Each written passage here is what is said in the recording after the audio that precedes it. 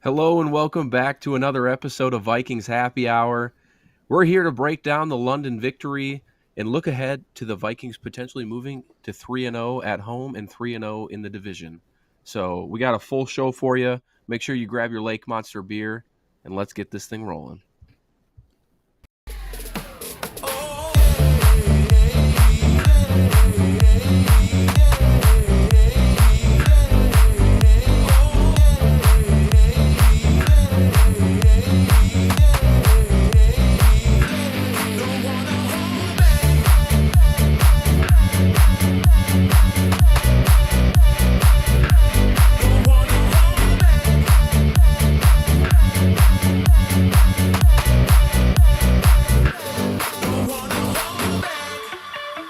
Welcome to Vikings Happy Hour, where we mix our favorite beverage and talk of your Minnesota Vikings. Skol! Boom. Hello. Welcome back to another episode of Vikings Happy Hour. Like I mentioned in the pre-intro thingy, what do you even call that, Dave? Just the intro? Yeah, it's the introduction. It's the music and stuff is the roll-in, but that's basically the introduction. It's the Well, tease. the tease. I like the tease best. Like we said in the tease, we're here to talk about the Vikings winning in London. Hell of a game that was for 8:30 in the morning. But first, I'd be remiss if I didn't introduce my co-host Ryan Ortega here this evening. I see you have something to drink, which reminds me that we should probably head down to our sponsor, Lake Monster, and pick up some beer for this Yeah, show. especially since they've got some secret ones being brewed right now, Yes. along with some of your Yes. absolute favorites already available. Dave, do you have any insight on some of that? Not complete. I have some, but yes, it's a secret. Some insights. You got to It's a go to secret. Monster All right, Bash to find out what 6 special ones are in the process right now. That's this Saturday, I believe. It's the 29th.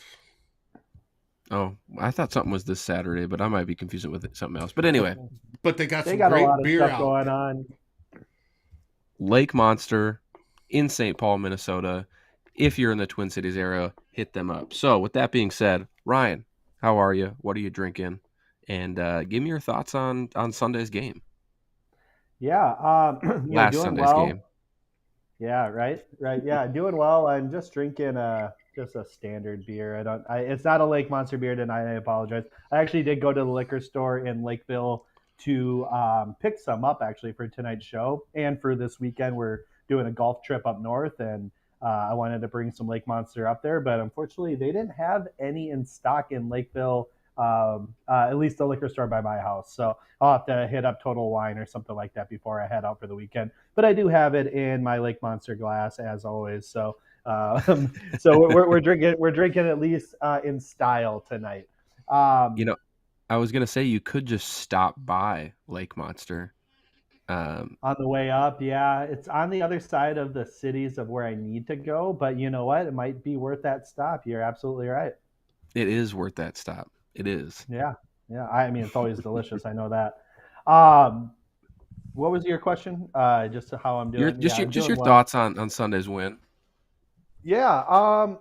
It's not the most exciting win in the world, right? You have a Saints team that's down, their starting quarterback, where again maybe their backup's better than their starter. I don't know, but they're down their top running back. They're down left guard, top receiver. So they're pretty banged up, and we just squeaked by with a victory. But what I will say is that in the past, and I guess we can just talk recent past, right?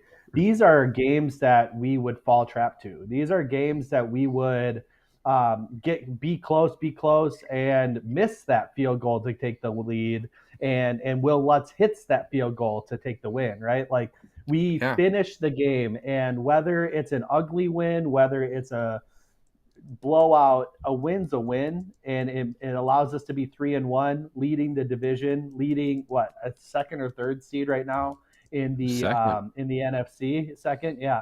So I'm not gonna complain. Now I know there's this whole discourse on Twitter right now amongst Vikings Twitter of, well, Kirk Cousins, you care about QB wins. He's getting QB wins, but he's playing poorly. You complain. He plays amazing last year, but we couldn't get the wins. He's not getting the QB wins. It's Kirk's fault. And I'm gonna sit in the camp that says, hey, I'm happy to get a win. Yeah, and I will say I don't think that Kirk's playing poorly by any stretch of the imagination. I just think he's playing conservatively in these first 4 games. Obviously, the big um, Except for game one. I thought he was a relatively aggressive game one. yes. But I was just gonna say, other than like the call outs where like there's different options for Kirk Cousins to throw to. I really don't think he's played super poorly. He hasn't played great. He's definitely played middle tier, middle of the pack ish. But we are 3-1 with him at the helm, and he does deserve credit for his drives in Detroit and his drive in London last week on that go route to Justin Jefferson. So I Yep. think Kevin O'Connell, and I'm not trying to give excuses, right? Like these guys are professionals, and I talked about it on Sunday, and this kind of will go into the theme of tonight's show of where is this offensive explosion? But through 4 weeks, this Vikings offense has looked more Kubiak-esque than it has Kevin O'Connell Los Angeles Rams-esque, in my opinion. Um, Mm. I think there's and there's shades of both. There's shades of both. yeah, but when it matters Like most, I feel like they lean when we're back on making on Kubiak explosive stuff. plays, sure, but when we're making explosive plays, it is that Rams offense stuff, right? You look at the end Yeah. around to Justin Jefferson for the touchdown. You look at the the crossing route that Justin Jefferson ran both in the Green Bay game and in this Saints game, where he's coming across the middle. This game he got lucky that kind of Lattimore ran into his own guy, and Hmm. Jefferson's wide open. But those are because he motioned before that play, right? So those are Yeah. Rams-esque plays where uh, we are though having some shades of that Kubiak offense, and I wouldn't even say it's. I don't even know if it's Kubiak's offense or if it's shades of Kirk reverting back to that conservative decision making process, like taking the check down when we might have an opportunity one on one, or a guy Yeah. coming open and he didn't wait long enough. And which is kind of funny because this is the first year, and Dave, you'll love this. This is the first year that our offensive line's been pretty darn good. Now, obviously, we had our warts last game. There was a lot more pressure in Kirk's face than there had been in the previous few, but the offensive line's giving him more time. His mental Oh yeah. block is maybe at 100% there. So And I in might have in frozen. in Sorry. no, I got what you were saying. Um, so the other thing too, because you are right, it's not Kubiak's offense. It's probably more shades of it. And I think the one thing that Kevin O'Connell stressed even before the season, and one of the things I think he said in one of his first press conferences is he's going to kind of meet his players where they're comfortable in certain play calling, and I think that is um, more so keyed in on Kirk. He's going to push him, and I think we have seen him push Kirk Cousins a little bit. I don't think it's quite to the potential it could be, but we've seen it. But when it matters and when we really need things, I think they do kind of revert back to what Kirk is comfortable with, which are those play action boot passes, getting him out of the pocket and really. I'm kind of losing my train of thought here because I keep going back to that Johnny Munt play, but I think you get what I'm trying to say here. Kevin Yeah. O'Connell is really just trying to not force his playbook down Kirk Cousins' throat and be like, this is how it's going to be run, maybe how Zimmer kind of did it in the past, and he's going to meet his players where they're at. So, Yeah. And real quick before we divert to the next topic yeah, potentially here, no, you're good. couple comments. Brian, you asked, isn't this all derived from the Shanahan scheme? And you're absolutely right. Yes, Clint Hmm. Kubiak, Gary Kubiak came from Shanahan. McVay tree came from the Shanahan tree as well. So yes, you're absolutely right. Now you will see the variations of how the offenses ran from like Clint Kubiak and Gary Kubiak, from Kevin O'Connell, Kyle Shanahan, and Sean McVay, in just the amount of motion that they do, the amount of pass plays versus run plays. So Kubiak is going to be much more run heavy, as we saw the last few years with Dalvin, Yeah. where McVay, O'Connell, well, Shanahan still run heavy. Kyle Shanahan is, but I think the McVay tree tends to pass a bit more than the other two groups. And then another comment I wanted to bring up was Aaron earlier. I'm not seeing it in the comments anymore, but I saw it pop up on the screen. Asked, are we progressively getting better through these games? Because obviously we have some like ugly wins, if you want to call them that. Oh yes, are we progressively getting better? Are we passing the eye test? It's a good question. Yeah, I think is a great question. Are we progressively getting better? I think so. Are we passing the eye test? I'm not sure. I'm not sure if this is a contender.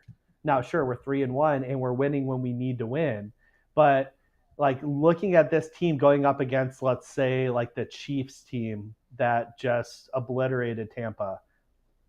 I was watching that game thinking, I don't think we could compete with this Chiefs team, I'd right? have a Like, hard time competing with Tampa if Tampa's putting up those many points.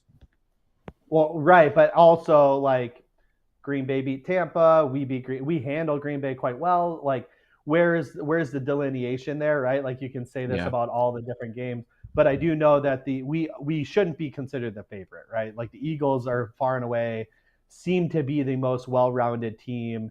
They're playing really well, but like I do think we are progressively getting better. And then the last comment I wanted to quick say before we get into any other topics here is Raymond. He had mentioned that Mackey had Mike Boone on, or is it Mike Boone? Yeah, Yeah, on Mike today. Boone. And they're talking Cousins. Boone thinks Cousins is playing well because of reads. Again, that's great and all. Like Boone, if you want to go ahead and say that, there's other analysts that are going to say that Kirk's playing a little too conservative. Kirk himself in his press conference today said he was playing a little too conservative, basically saying, Right. if I take a half a breath here, I'm going to see Thielen open in the end zone. If I take a half a breath, I'm going to go ahead and see Justin Jefferson running wide open in the end zone instead of the check down. Like, Yeah. Kirk's realizing it. He's making the right play. It's not like that month play was a bad play. Like, there was a lot of discourse on that on Twitter too. No, like, that would have gotten a first down if yeah, Munt exactly. caught the It was a ball good at read. minimum, Yeah, if not a yeah. touchdown. So we probably aren't talking about this if he caught the ball. But at the same time, if you're playing more aggressively, you're not just like, let's get the first down. You're saying, okay, do I have a chance to get a touchdown in this play? Okay, Thielen, like that corner's playing up a bit. Thielen's coming open. I know it. I'm going to hold on just a half a second longer, and I'm going to make that play. But again, I don't fault Kirk for making that pass. It was it was the right read. So yeah. Now, what Booney said, hold on, Matt. What Booney said during the show that is very interesting is one that everybody's learning. He loves the way the offensive line's looking, but Kirk Cousins and everybody's learning this offense. But he's seeing stuff where Kevin O'Connell is setting up plays, right? Be it the Thielen sweep, or not the Thielen, but the Jefferson sweep was a Jefferson TD pass before, and they're putting guys in the backfield and doing stuff, and it's all to build up on. They may align the same way, but run completely different concepts and completely different plays, and it's going to wreak havoc on defenses as we get further and further into the season. That Booney was extremely excited about, and we haven't seen that in a long time. We haven't. Yeah. So. I was just going to call out, by the way, just a correction there. It's not Mike Boone. It's Alex Boone. Mike Boone is the Boone, yeah, that's what I thought. Denver running back, former Minnesota Viking, but Denver running back, and Alex Boone is the former offensive guard. So this will kind of play off the offense a little bit because I want to get your take on the defense this past week in London, because I thought they started the game pretty good. And then later on, I think it kind of tailed off. And that's really what we're missing, I think, in a lot of different phases. outside of special teams, I would say, is consistency. We've seen spurts of the potential that this team could be, and that's what I think makes it so exciting. But just talking about last week's game, do you think that the defense, fell apart in the second half and kind of kept New Orleans in that game? Or were they just put in some pretty poor spots because our offense stalled out and couldn't kind of keep those drives alive and put them back out on the field? Yeah, it's probably a mix of both. When you look at it, you need your offense to at least generate consistent offense. I'm not saying they have to go down and score every time they have the ball, but you do need to not run some 3-and-outs like that. That's obviously one of the worst things you can do for your defense, right? So, but also, I mean, the defense is what it is. I'm not going to sit here and ever say that it's a solid defense. We went against a bad Saints offense for the most part, right? Yeah. Like you have Andy Dalton. He's not an All Pro. Their best receiver was their rookie Chris Olave, which again, nothing against him. He's a great receiver. I really liked him. I thought the Vikings could take him if he was available in this year's draft. But he's he's still a rookie, so he shouldn't be just like completely destroying you, right? But we lack, I think, consistency in the scheme at this point in time, right? Like some of these guys are still getting used to it. We're not generating enough pressure with Smith and Hunter. I mean, they are getting there from time to time, but I mean, there was times last week. Yeah, right. I'm saying, like there was times last week Dalton had all day to throw. So these corners are only so good at this point in time. Dantzler played really well. I will give him that. But he can't guard a guy for as long as that Dalton had to throw at times. And that goes back to what we talked about. I think it was off air after last week's show, but Zadarius Smith and Danielle Hunter, there's no doubt that they are talented edge rushers in the NFL. No one here is debating that. But I think Dave called them this, and I'm gonna steal it, but they're betas, right? Like they need an alpha on the opposite side of them to truly elevate their game to an elite level. Because Andy Dalton should not have all day to throw the ball. Granted, they did put some pressure on him occasionally, but that was more so from the interior with like Harrison Phillips and Dalvin Tomlinson, who have been a wrecking crew through this, these first 4 games. So, well, yeah, Z had 5 pressures. Daniil had 3 during the game. Just for golly geez, looking at it. Dalvin Tomlinson had 3. I thought he had more than that, but he was dominant, especially in the run game.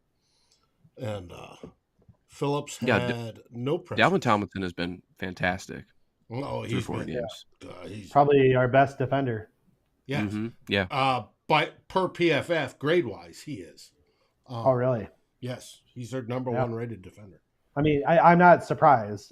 You can see on the field and when you play back, like he's making plays everywhere. So, So I think it's hard to generate pressure without blitzing in this league, and unless you have just studs. And for whatever reason, our studs aren't getting it done right now. So, but the way that this defense is being called and the way it's played, they don't bring pressure all that often. So, it's going to be a give and take at some point where we either have to accept that this is a poor defense that's going to give up a lot of yards and hope that we just bend and don't break, like we have done a lot during this season, or we start bringing some pressure and really putting our corners at risk for big plays. That's a good thing though. We're not letting up a ton of just massively big plays. Yeah, well, that's the whole point, right? You want to keep it kind of underneath. But I do want to bring up one thing. What the heck's going on with Harrison Smith? Well, we can get to that because I want you to elaborate, but I want to address Raymond's comment, him saying that no one in the NFL is beta.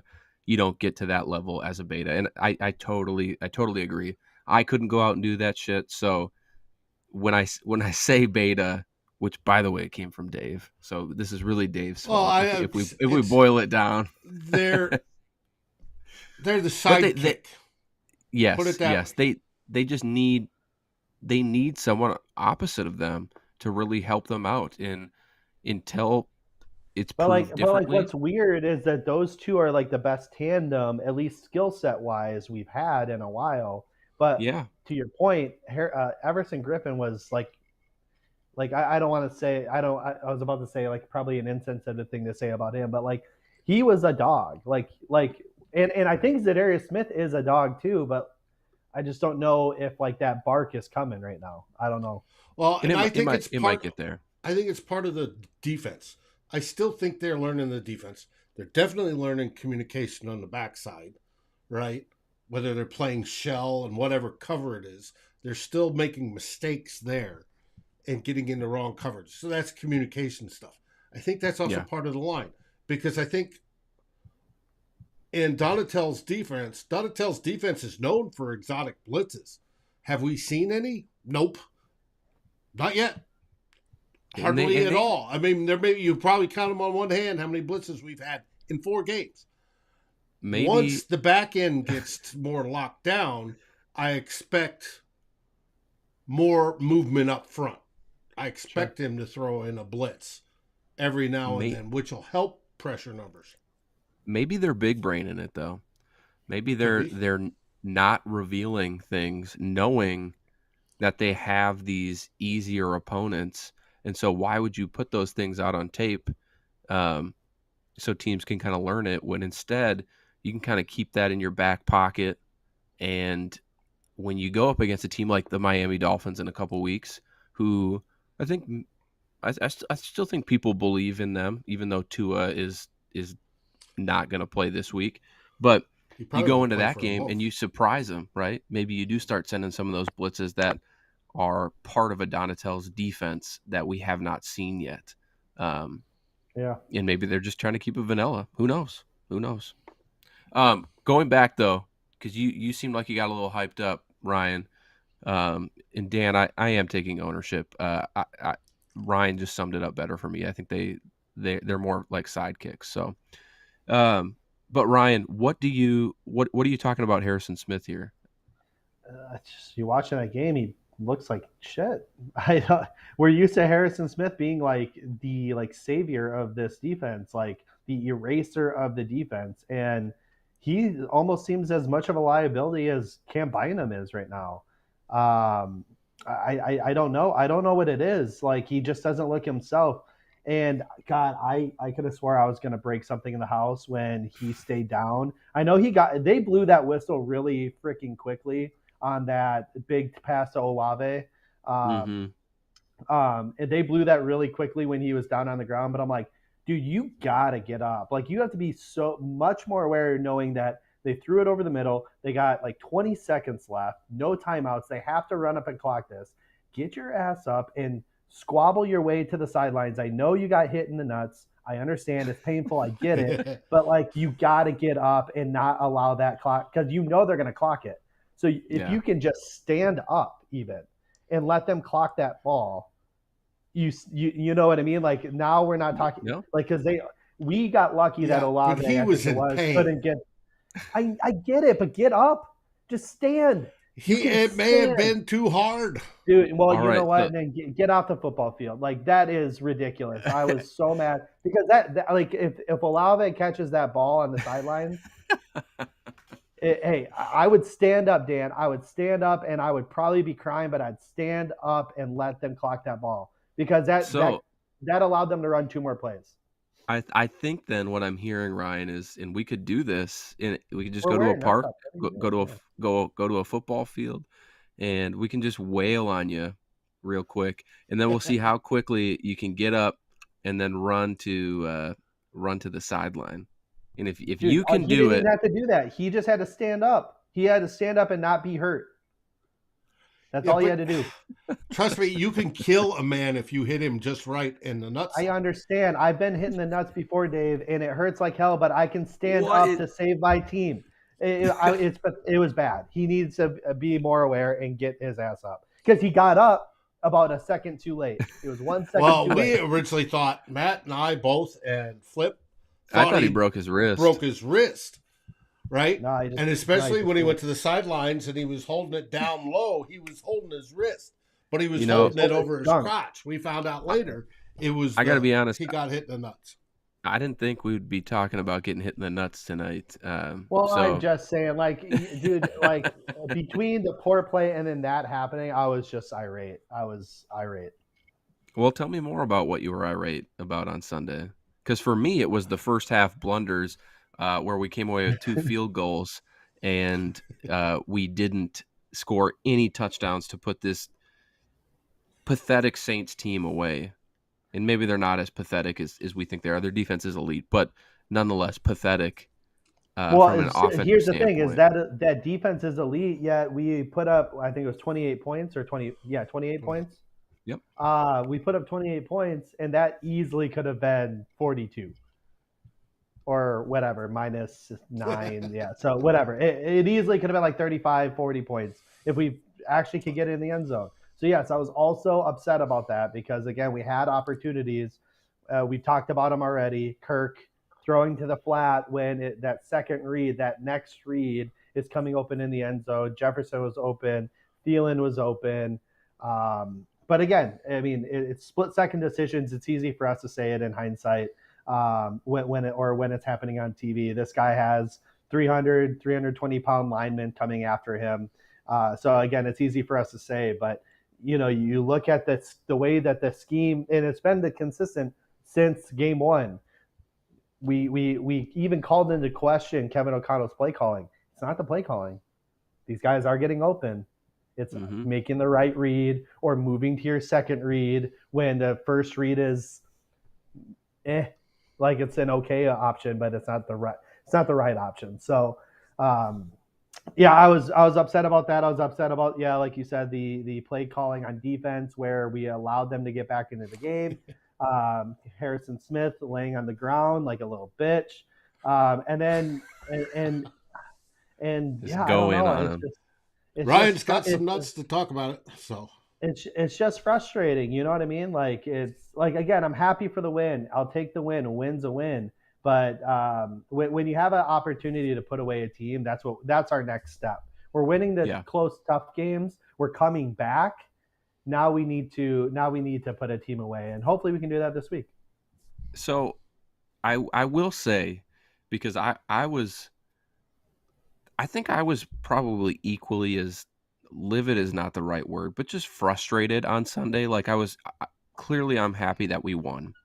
But in the final score on Sunday, I kind of went off on this offense because we've been waiting, right? Like I feel like I'm just a freaking broken record on this show, but where is this offense explosion that we were essentially sold? And I know I've gotten comments that say like, well, they didn't like tell us that we were getting an elite offense. No, but it's implied that when you pull Kevin O'Connell away from the LA Rams, who are Super Bowl champions, that he's going to bring that with him. So my question has been through 4 weeks, where is this offensive explosion?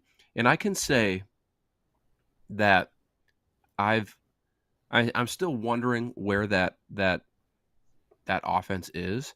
But after watching back the game, watching through the tape, and I mean, you kind of alluded to it too, right? Like they could have put up 42 points on an elite Saints defense. Yeah. And the plays were there. Yeah, and it's killing me to say this. More points the week before. They could have scored more against Philadelphia and brought us back in the game. Stuff is there. We're sitting there watching it, and yet they are. When you look at all the metrics, they're smack dab in the middle of the league right now. But I see, and here's the thing: I think games will obviously dictate how much of an explosive offense we see from week to week. I'm hoping for a shootout in that Miami Dolphin game. That would be super fun. But they are really close. An underrated defense there in Miami. Mm-hmm. Yeah, but they are super close. I mean, outside of the Eagles game, which maybe that's just the game you didn't show up for this year. Who knows? But I thought that the Packers defense is good. it's supposed to be really good, and they did just fine against them. New Orleans defense is really good, and they did just fine against them. So I'm holding out hope that it's coming, and I don't think it'll be this week, and I don't think it'll be next week, but I would anticipate coming out of the bye week that, and I think, is it Washington out of the bye? Yeah, I think so. At Washington. Yeah, I'm just checking. Oh, it's Arizona, I think. Oh, yeah. No, Oh, Arizona no. is before the bye, right? Doesn't matter. I think It doesn't matter. No, Arizona's not before the bye. We go Chicago. it's after the bye. It's after the bye. Miami, and then a bye. Yeah, that's But right. Our bye is in Nashville. That's right. But what I was going to say is just that I think it's coming, and I think fans should be a little bit more patient with kind of the offensive sputtering, and I say that kind of hypocritically because I was there on Sunday. I totally was frustrated with the lack of execution on some of those plays, but All right, it's coming. Take a look at it this way, because we are getting frustrated. We're used to the Stefanski, Kubiak, Spana Kubiak style, right? And Kirk Cousins was his best during those years. This year we got a newer style and a completely new language and system. It's taken them a while to embrace it, to know it, to make it into muscle memory on how to use it. Previously, we used to play starters in the preseason. This year, we did not play starters in the preseason. Half the league didn't play starters in the preseason.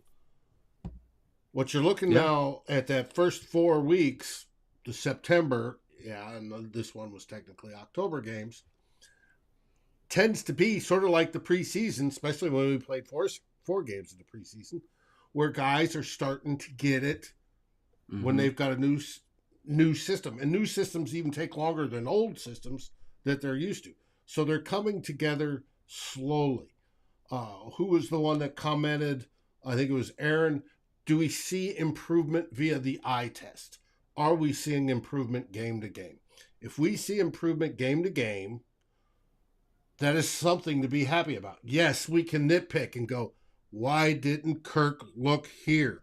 Or why did Ed Ingram miss this block? Why did Danielle Hunter not get a sack? Right? We can go and get into each and every layer. We can, but if you need to give them some grace, and they are 3-1. A lot of that's luck, but you got to give them some grace to learn. And as long as they're improving, the hope is still there, right? It's not like they're stuck and they're going to be this way the rest of the season, because we know that isn't going to be the case. So as long as they keep improving,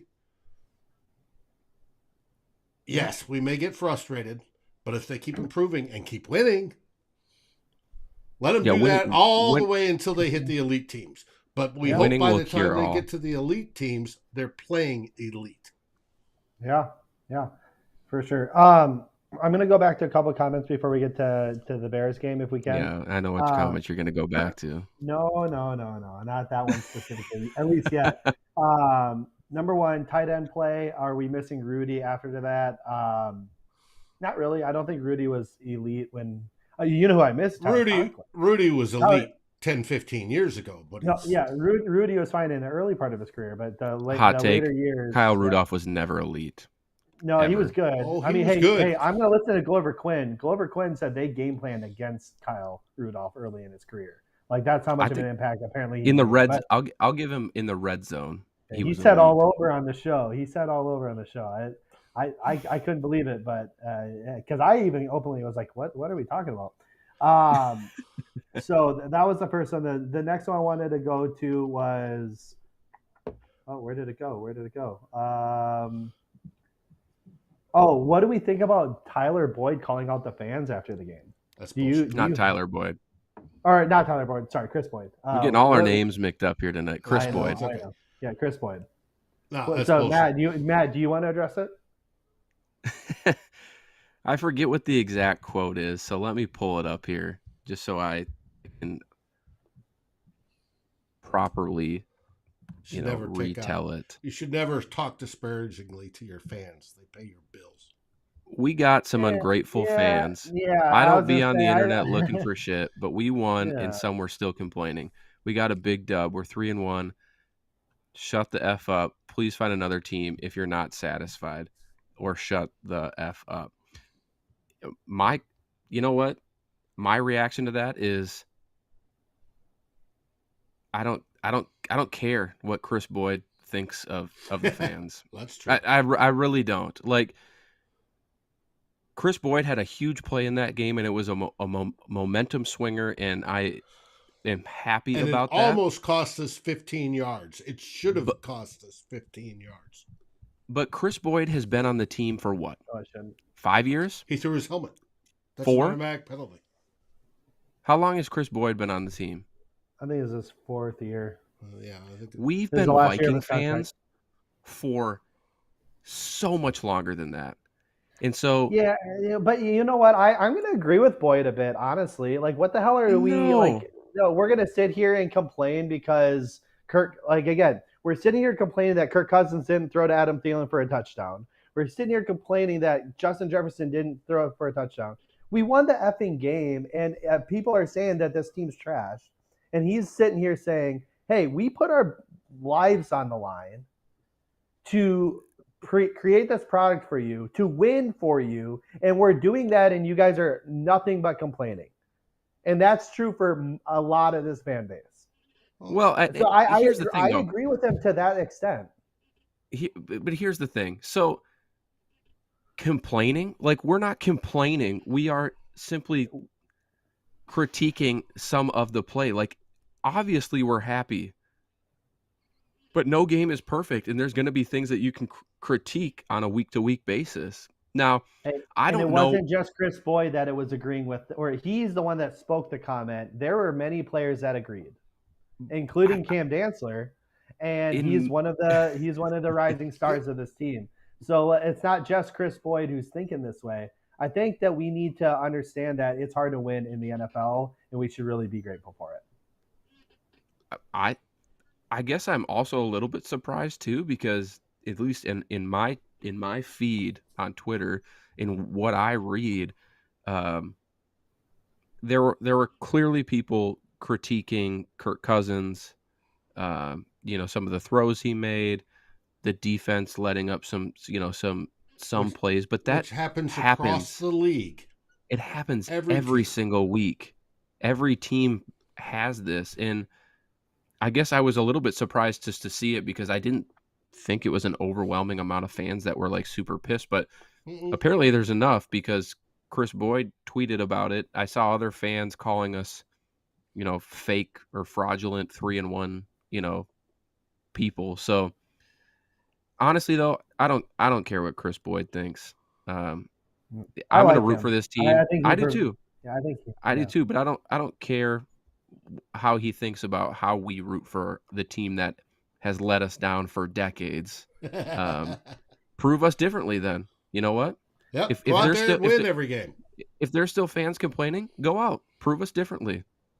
And that's what they're doing. Be better.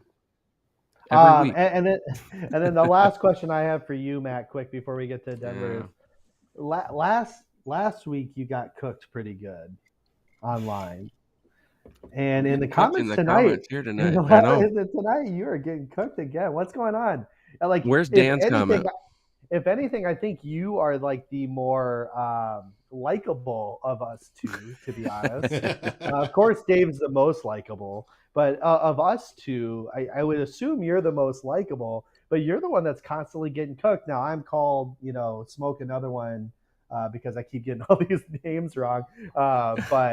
But yeah, I think you just said we were playing Denver this week, and it's Chicago. But I am getting.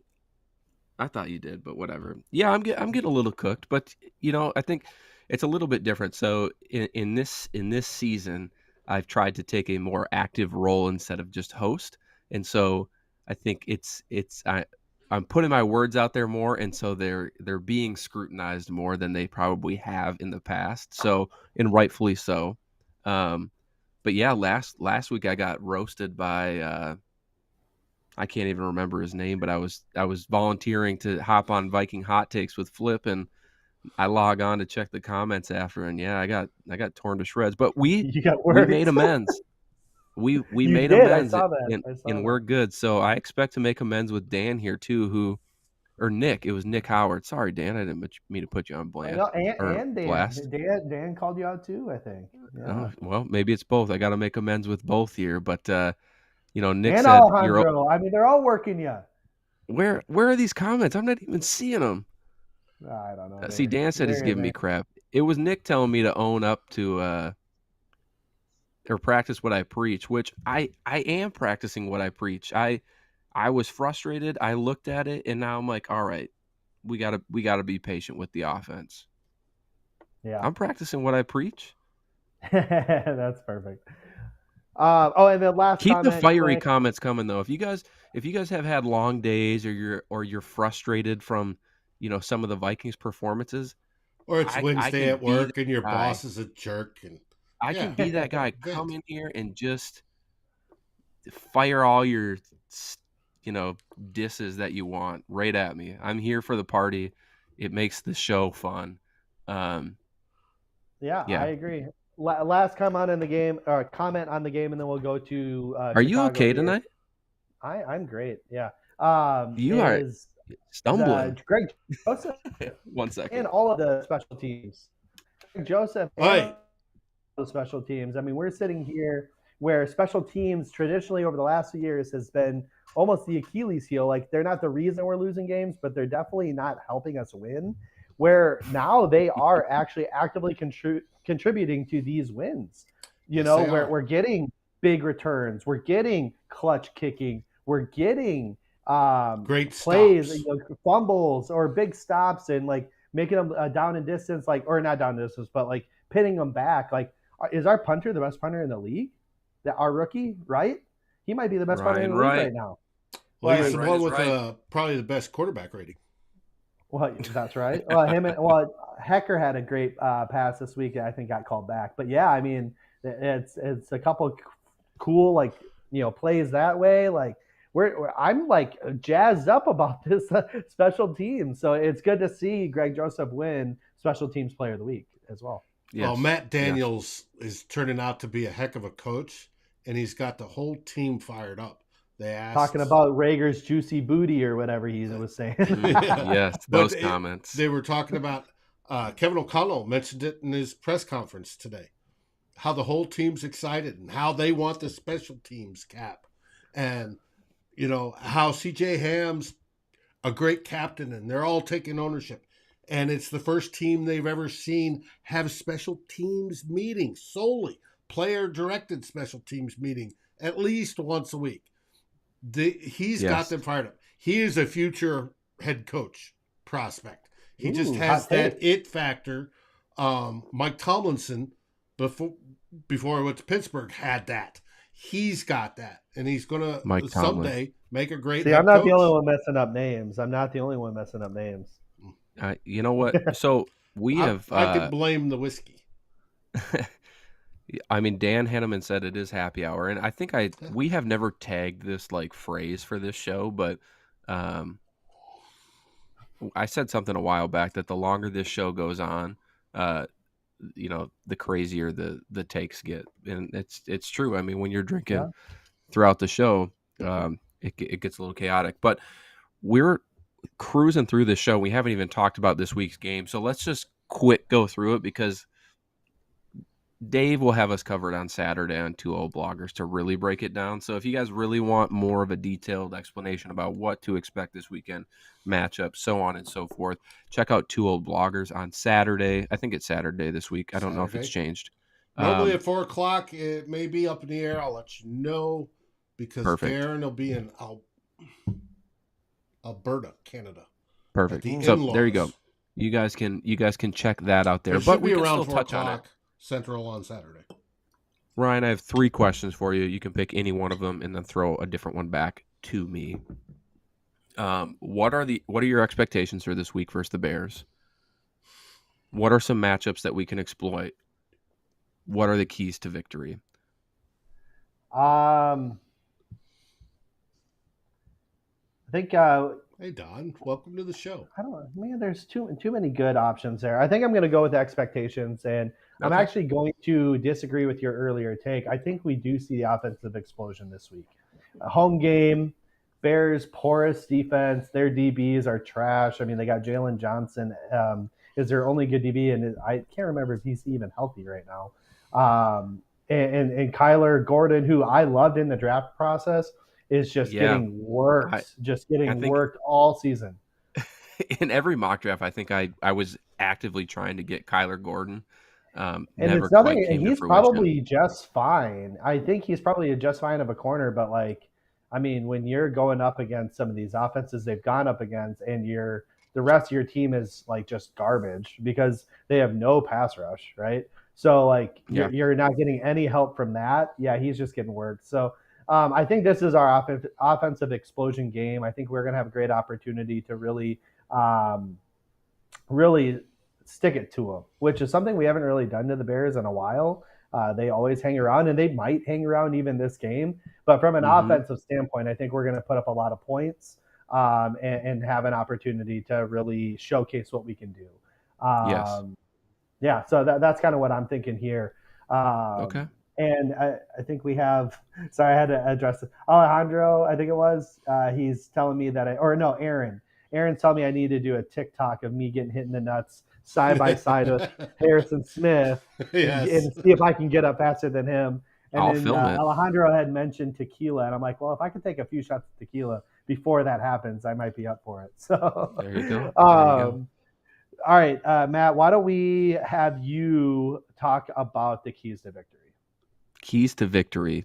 I think this game this weekend, the key to victory, and it's going to be weird because we want to see a an electric passing offense. But I think, and we'll get to this too in the buy sell portion, but I think we need to get Dalvin Cook back on track. I think this is a Dalvin Cook breakout game to where he shuts up the naysayers, including myself, of is he regressing? Um, and I think that if Yeah, I we think can, Dalvin Cook is cooked, dude. I don't know. I don't know if I'm a well, believer you'll get anymore. to talk about that in just a little bit, but yeah, I think the keys to victory here obviously are being efficient on offense, finishing these drives. We can't be settling for field goals this week, especially at home. I want to see some aggressiveness from Kevin O'Connell when it's fourth and short, fourth and goal. When you're down in the red zone, let's convert. Let's get the touchdown. Let's get out of there. But for the defensive side of the ball, the keys to victory for me, and we called them out in this show. I want to see. Oh my gosh, my cat scared me. I want to see.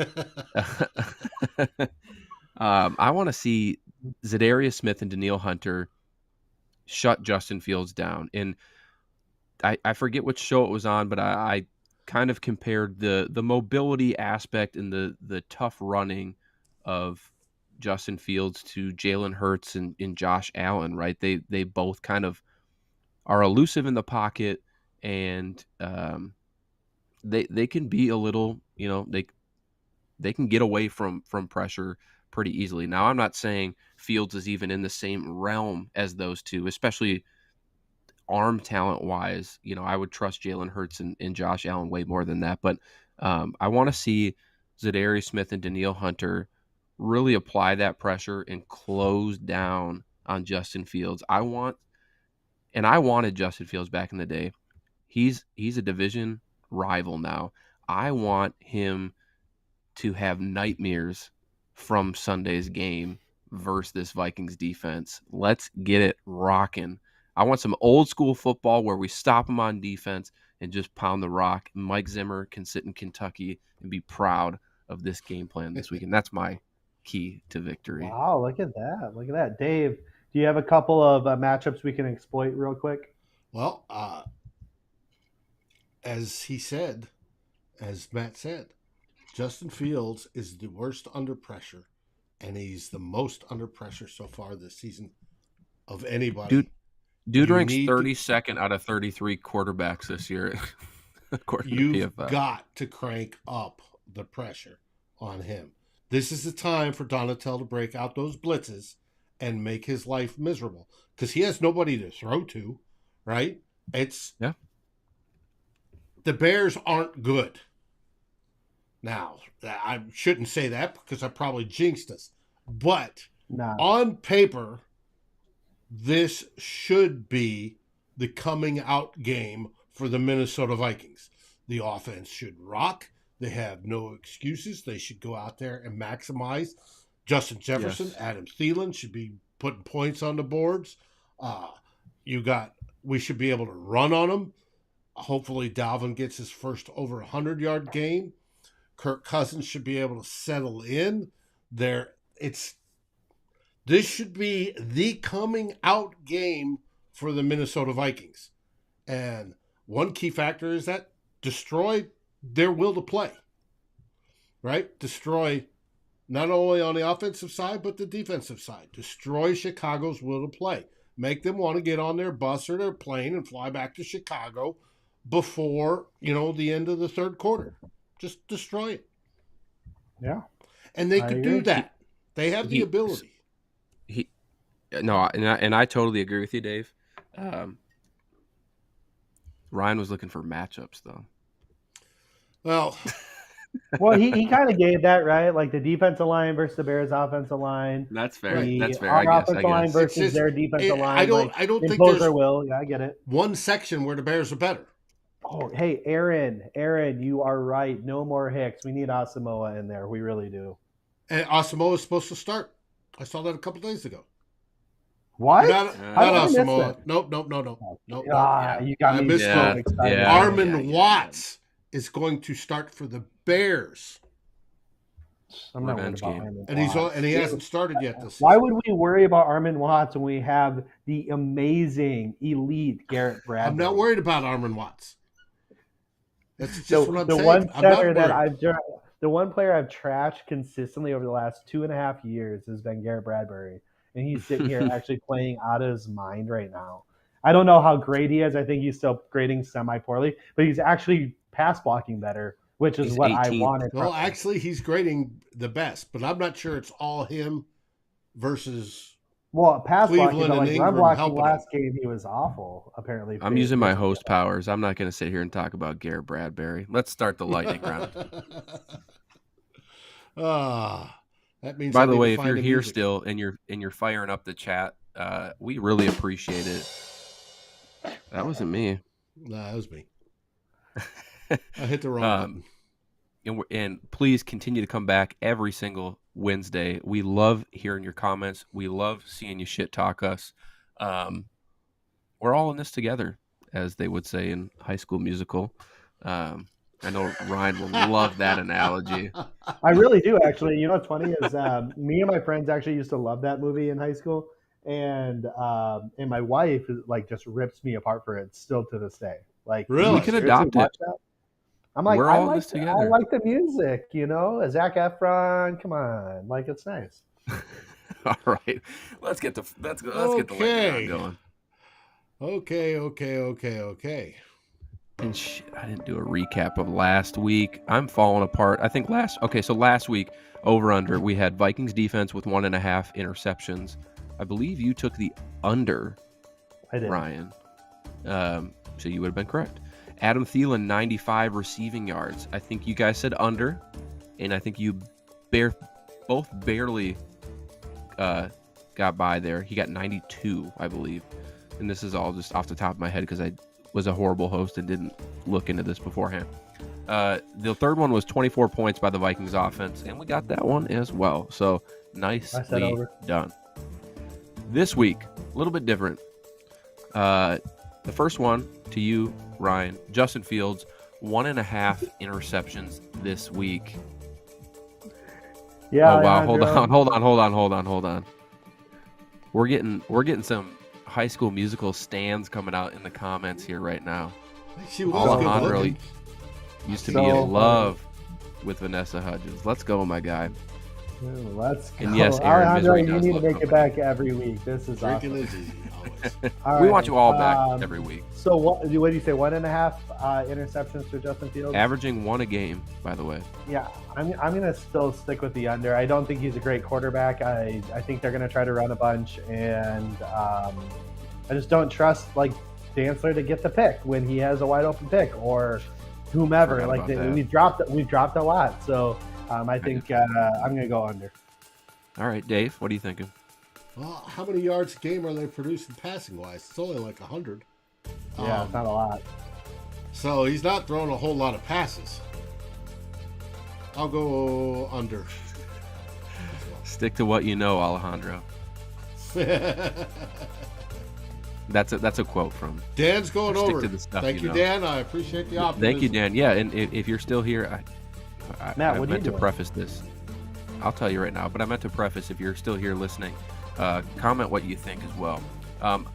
I anticipate that this is going to be an over. I'm going to go with the over only because I expect the Vikings to dominate on Sunday, and therefore the Bears will be in full-on passing mode, which means that we will be they'll be more susceptible to interceptions. So the next one, Kirk Cousins, 2.5 touchdowns. He's averaging 2 a game.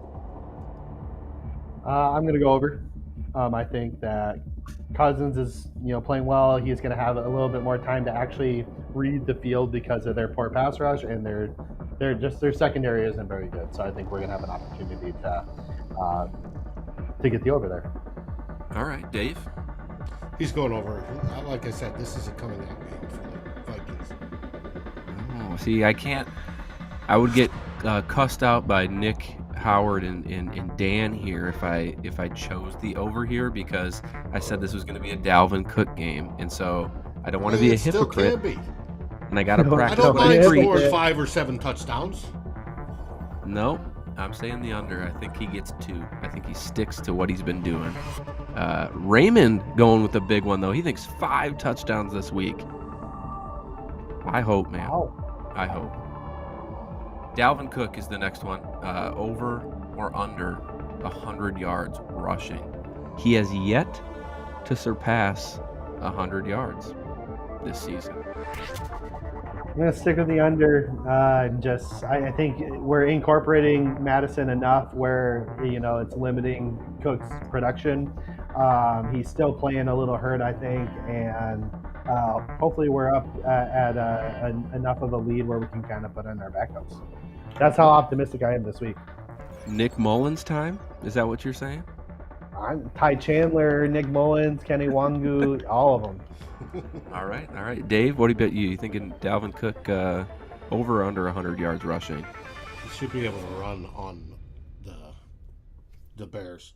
He's going to break one open this week. He was close last week. He was close. He got tripped up by the shoe, where the guy grabbed his shoe, and that was it.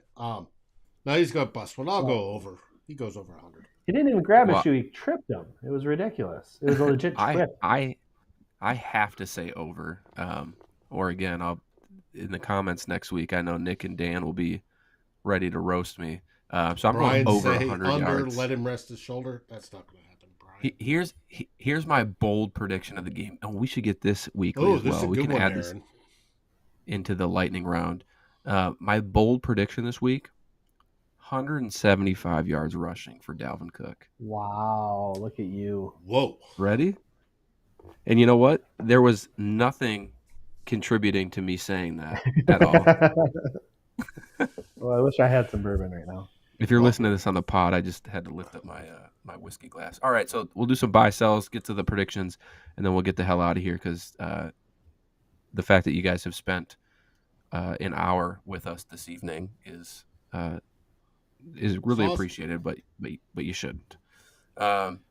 Buying or selling Cam Dantzler through 4 games. He's currently 38th ranked cornerback, according to Pro Football Focus. I'm buying. I think he's playing well, and I think he's going to be the future of the position, along with, hopefully we get him back, Andrew Booth this week. Apparently he's practicing today. So I think I'm going to buy Cam Dantzler, and I'm also going to throw in a couple penny stock, like all-in penny stocks on Andrew Booth, since he hasn't played yet, really. So okay, did you see I would agree with that Andrew Booth one. Did you see Mateo's bold prediction? 2 touchdowns for Jalen Reagor this weekend, 1 punt and 1 on offense. Fire in Yeah, some dude. more bold predictions. Well, You know what? Yeah. I like the one Wang Chung touchdown, probably by kick return because he's getting close. Wait, what? Did Canadian you just Wong, say Wang Chun? Wang Chung. We're going to Wang Chung tonight. I haven't I heard don't know that what one that before. is. Yeah. Oh, you Here's what we're guys gonna do aren't quick. that young. Oh, he might be. Impromptu here, impromptu. But if you haven't already, throw your bold prediction for this Sunday in the chat. If it comes to fruition, I will send you a Lake Monster beanie because it is starting to get cold. I got one upstairs for a giveaway. I don't have it with Where me you right guys now. are at. Yeah, I know. But I can send you a Lake Monster beanie for this winter if your bold take is correct. So fire them in there. I'll take a picture. I'll remember next week, and if not, you can always bug us next week as well. The next buy sell, Dalvin Cook regressing. Are you buying that he's regressing? Are you buying that Dalvin Cook is cooked? Yep, I am. I am buying Dalvin Cook's cook. Like I'm not sitting here saying he's garbage. He's still like a higher end running back. I don't think he's anywhere close to a top 5 running back like he has been the last few years. And I think he's starting to regress. Just age. All those carries he took, he's got no tread left on those. He's got tread left on the tires, but it's not plentiful. And I think we might look at moving on next year, if it's possible. Wow. I don't know if it is. I don't know if it is, but it might be. And if it is, Dave? we probably do. Do I think he's cooked? Yeah. He's getting there, unfortunately. Yeah. I think I agree. We can say that about Harrison Smith and both our starting linebackers as well. They're over the hill for their position groups. Yeah. I think Adam Thielen.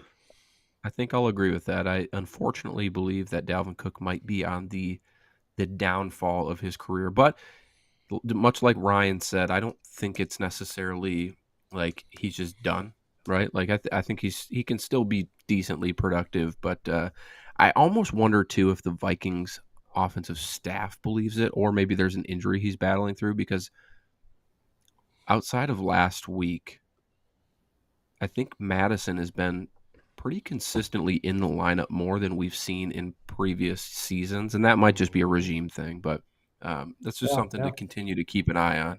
And with Kene Wangu and Ty Chandler sitting behind both of those guys, I mean, I don't know. Yeah. This might look a lot different next year, but we're 3-1, so we're focusing on it now. Then the last buy sell is will Kirk get more comfortable? It's kind of a dumb one. We've kind of talked about it, but do you think that Kirk will become more comfortable within this offense and therefore become more elite? Are you buying or selling that? Buying.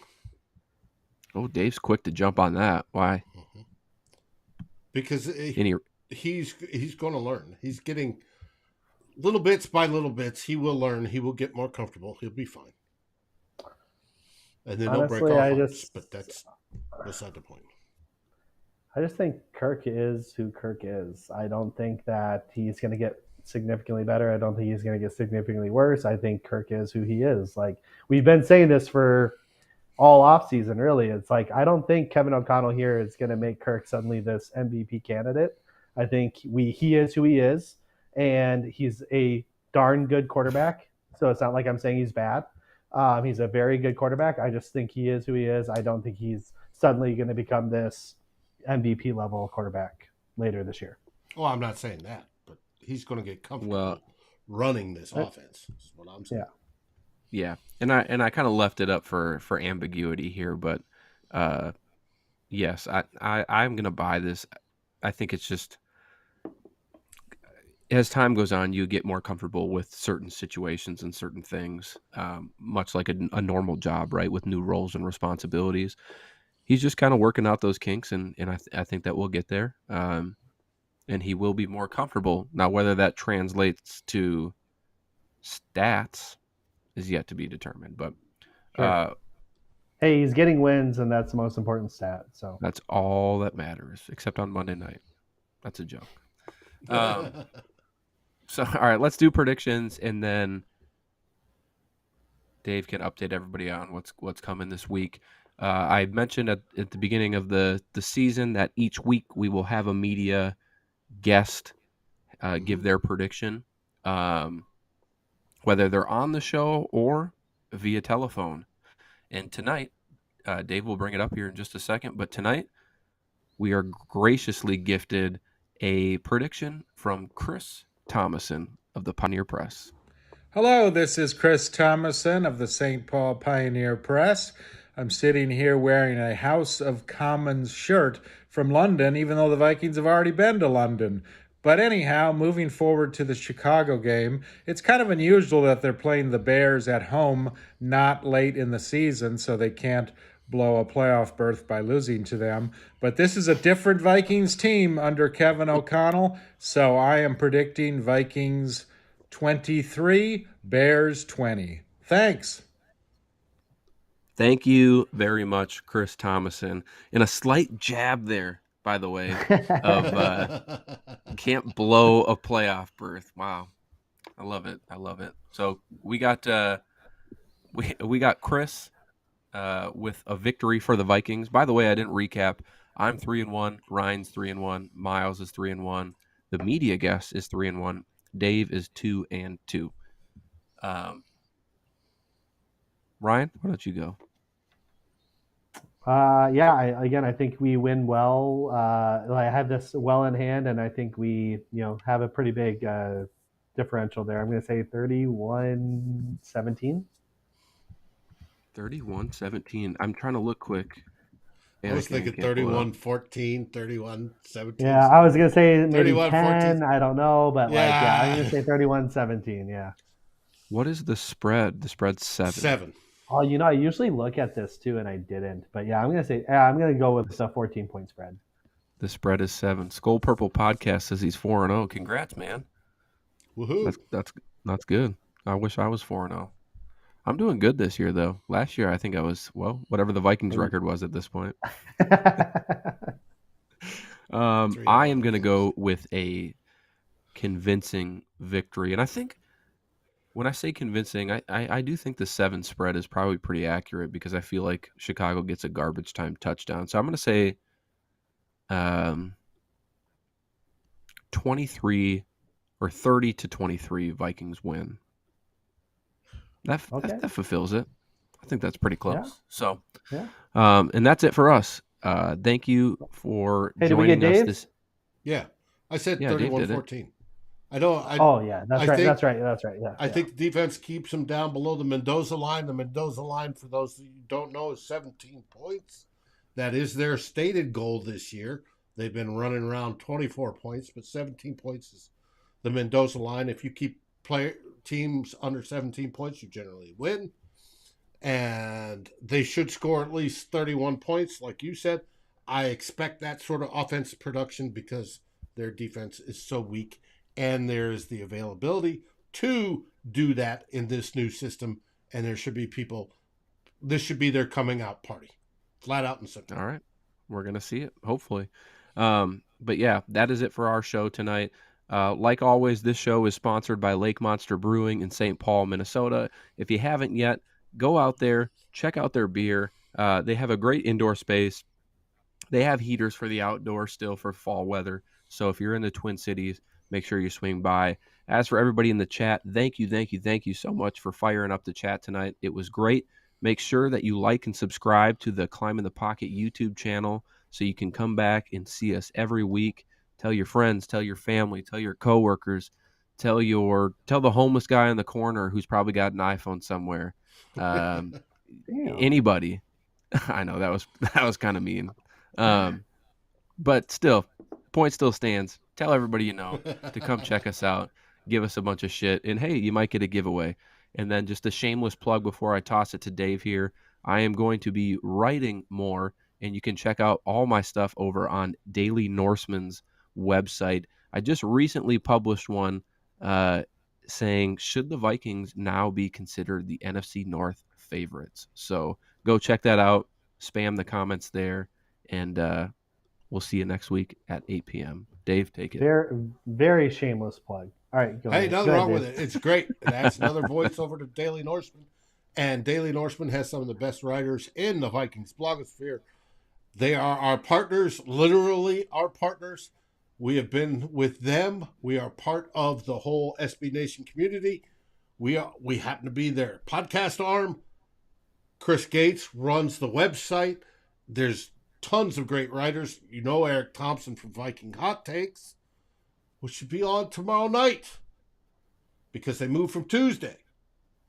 However, we've got an issue with tomorrow night too, but we're trying to get a substitute. We'll let you know tomorrow. Saturday, Eric's back, by the way. He flew in Tuesday. That's the reason we couldn't have it on Tuesday night. He wasn't due to land until about 30 minutes prior to the show. He wasn't sure he was going to make it from MSP to his house in time. And you don't want that. Kids are going to welcome you home. So so we moved it to Thursday. I'll let you know tomorrow if we do, in fact, have a show and have a substitute. We have a man in mind, but he's got to say yes. So after that, you have myself and Darren doing a pregame show on Saturday. Saturday at our normal time is 4 o'clock. If that changes, I will let you know as well because there's a possibility it might this week. And we will break down the game. Darren will go over the last Saints game because he's the final guy on CTP to do that. And then we'll get into how we can beat the Bears and how we can beat them soundly and how we can skin them and mount them on our wall behind us because we win. We'll get into that Saturday, all here on Climb in the Pocket every week. What do we say, guys? Skol Vikes. Go Vikes. Skol Vikings! Thanks for watching. Like, subscribe, and ring the bell, and rate us on your favorite aggregator. And a special shout out goes to our partners, the Daily Norseman, where the best Vikings content can be found, and to Lake Monster Brewing, home of the best beer in Minnesota. Skol, everybody.